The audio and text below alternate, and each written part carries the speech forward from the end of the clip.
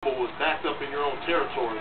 So when you make the turnover there, you got to assume the team is automatically going to score. So that's a big swing of difference compared to making those turnovers in the middle of the field between the 40 and the 40. Kickoff, Leroy Vann on the return, starts at the 17. And Vann, bye-bye! Look at that Vann go! Sixth return touchdown of the season for Leroy Vann.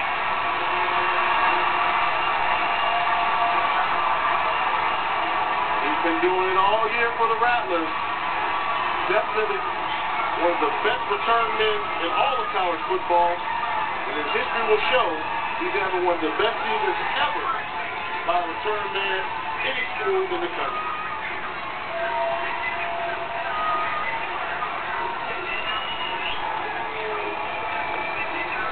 For Leroy Vann, that's his third kickoff return for a touchdown this season. He's returned 3 punts for touchdowns this season. And I don't know what's going on with Bethune-Cookman. They have, I think, 2 defenders on the field for this extra point right now.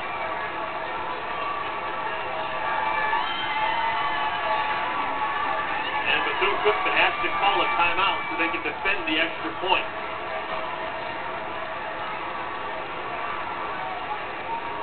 That's stunning there, but let's take a look at this kickoff return here by Vann. Short kick, goes hard to the right, fakes the wall out, then makes one cut right there. Once you get out of your lane assignment, you're in trouble. There was a foot race between Vann and the kicker, and you know who's going to win that matchup. Being a great returner is not going to allow the kicker to make that tackle.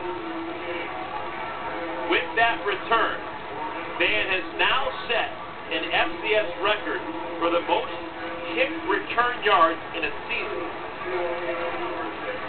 What a campaign for the junior. Still got eligibility next year. You know what? This is his first season as the return man for Florida A&M.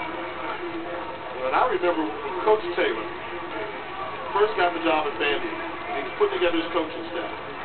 I talked to him, said how many guys he's going to bring in and all that other stuff. He said, you know what I really need to find is a special teams coach. He made a priority. You know, everybody else looked for the OC, the DC. He said, I've got to find a special teams coach to get these Florida kids going in the right direction on special teams. That's why he's such a great coach.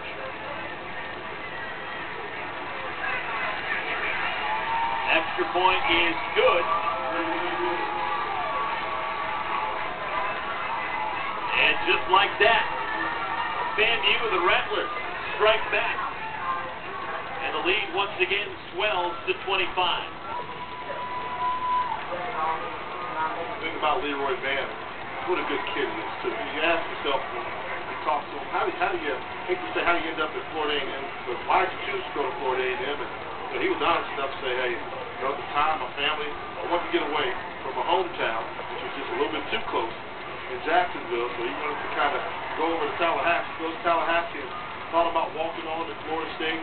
Just decided, you know what, I've got an opportunity in a school that believes in me. I'm going to reward them and see what the reward has been. Fantastic season for Leroy Vann as an individual. Outstanding campaign for the Rattlers in 2008. Joe Taylor thinks that he is one of the best defensive players in the MEAC, but he doesn't start defensively just because they want to make sure that he is as fresh as possible when it's his turn to return kicks. So he's only used as a nickelback. Used about 45 to 50 plays a game.